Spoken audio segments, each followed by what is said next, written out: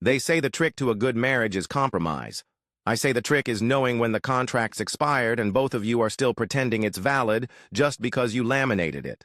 9 years ago, I married a woman named Laura. We weren't your standard white picket fence couple. No dream house with matching bathrobes, no Pinterest boards of future baby names. We agreed on 3 things early: no kids, no drama, and maximum breathing room. That was the deal. She handled the home front. I worked rotational shifts out in the oil fields, sometimes Alaska, sometimes out in West Texas. Remote jobs where your only company is diesel fumes and a microwave burrito at midnight. But it paid well, and it gave us space, which we both liked. At least, I thought we both liked. I used to call her from tiny gas stations with names like Snappies or Lucky Joe's just to hear her voice. She'd ask about the rig, I'd ask about the dog we didn't have, and then we'd hang up. Efficient. No mushy stuff. We weren't lovebirds. We were a team, like Batman and Alfred, or IKEA furniture and that one hex key. But somewhere around year 7, the gears stopped catching. She stopped texting first. Then she stopped texting altogether unless I messaged her. Conversations turned into weather reports. How's the job? Cold. How's home? Fine. It was like we were roommates whose lease no one wanted to break. I'd try to crack a joke. Radio silence. I'd call during my breaks. Voicemail. And when I got home, the house was clean. Dinner sometimes on the stove. But her eyes? Gone. Like she was watching life happen through a thick pane of glass. Now, I'm not the sensitive type. I don't write poetry. I don't meditate with incense sticks. But even I noticed something was off. You know the first time I really felt it? She was folding laundry, my laundry, and I thanked her. She looked at me like I'd just asked her for a kidney, then said, "It's nothing." That nothing stuck with me for weeks. By the time my next shift was over, I was driving back from a 2-week job in the Rockies. I was filthy, smelled like rust and pine, and had a busted radio that only played static or Christian talk shows. So I pulled into our driveway 2 days early, figuring I'd surprise her. Let me tell you something. Never surprise a woman who stopped texting you. Back, the house was quiet. Her car was there, lights on. I carried my duffel bag in like a Navy SEAL sneaking into enemy territory. No dog barking, no, "Hey, you're home early." Then I heard it, her voice, out on the balcony. Phone call. I don't like eavesdropping. Makes me feel like a soap opera character. But I didn't mean to listen. I just froze. She said, "I haven't loved him in a long time. I just don't feel like starting over. It's easier to stay." Boom. I didn't barge out there. I didn't shout or demand answers. I just walked to the bathroom, turned on the shower, and let the water hit me like a confession booth. You ever take a shower not to clean up, but to wash off a life? I wasn't angry. I wasn't heartbroken. I was empty. Like someone had finally told me the score of a game I'd been pretending to win. That night, we slept in the same bed. She didn't know I'd heard. She didn't reach for me, and I didn't try. The next morning, she made coffee. I drank it. She kissed my cheek like nothing happened. I nodded, and that was it. No fights, no slammed doors. Just a man sipping his coffee, already halfway gone. I left on a Tuesday. No dramatic send-off, no note on the kitchen table. Just grabbed my boots, my bag, and my truck keys. Didn't even take the coffee mug. I withdrew every dime I had from our joint account, which, by the way, I set up in my name years ago because I knew she hated managing money. I figured I earned it, I might as well keep it. Fair's fair, right? I didn't ghost her. Ghosting's for cowards. I just exited the chat. The only thing I left behind was my old phone, still buzzing with promotional texts and probably, one day, her confused messages. I snapped the SIM, card in half, and chucked it into a storm drain behind a Taco Bell. Somewhere in the world, that SIM card is living a freer life than I ever had in that marriage.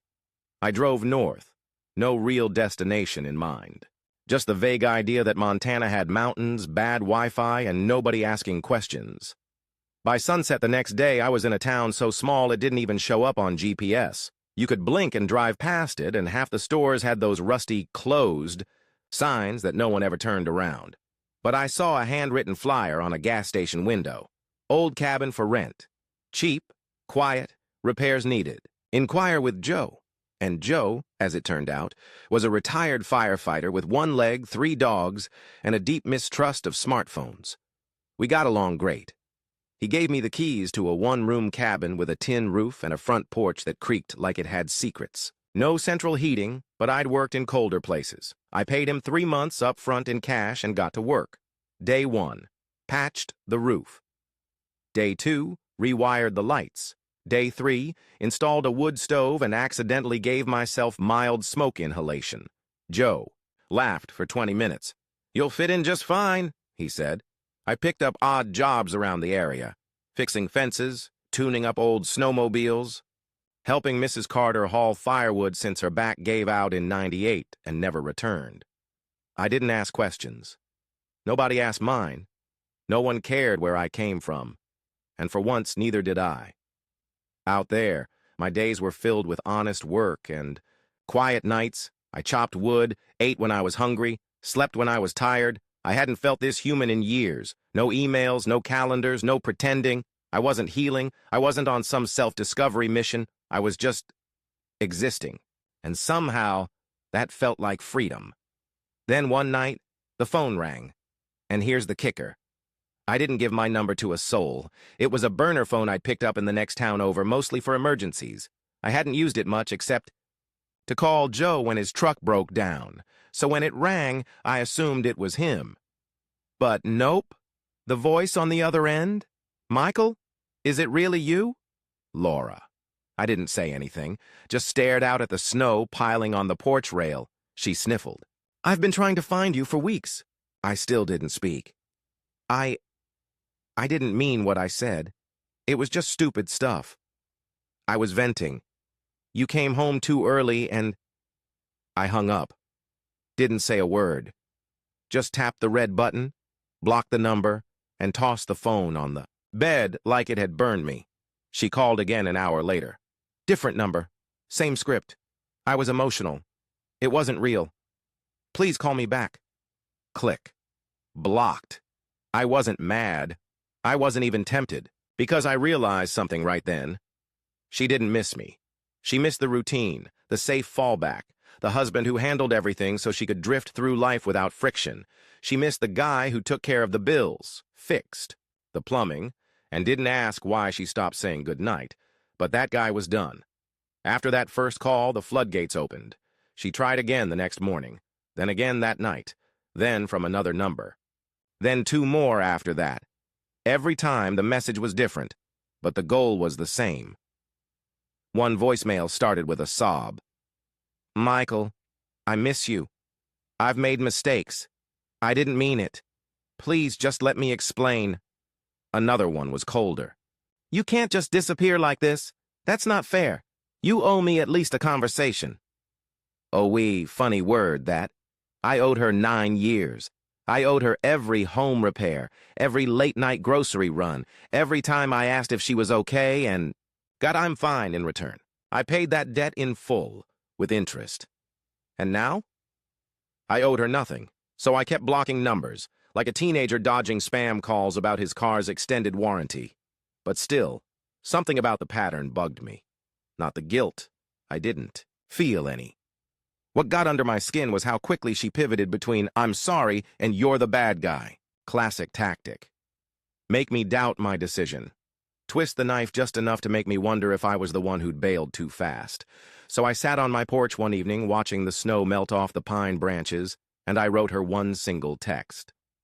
I said, "I'll be back in town next week, only to file for divorce. You don't need to be there. I'll handle the paperwork." Sent it. Blocked her again. No more calls came after that. That silence? It wasn't awkward, it was peaceful. Like finally taking off boots that were 2 sizes. Too small. Back in town, I walked into the courthouse with a manila folder and a jacket that smelled like wood smoke. The clerk looked surprised when I handed over the signed documents. "Your wife's not coming?" "Nope," I said. "She's been late for the last 2 years. I didn't think she'd start showing up now." He chuckled, stamped the form. Stopped by Joe's hardware store on the way out. Bought myself a new hammer. Figured it was time to start building something again, just not with her. The next few weeks passed like fresh air. No more messages, no emotional hangovers, just silence. And for the first time in a decade, I didn't feel like I was waiting for something. Not a fix, not an apology, not closure. I already had it. See, people like Laura don't miss you. They miss the mirror you held up for them. When you're gone, they just lose a version of themselves they liked better. But me? I found the version of myself I forgot I could be. One who didn't settle for someone who stayed out of habit. One who didn't confuse peace and silence with love. One who knew that walking away isn't giving up. It's standing up for yourself.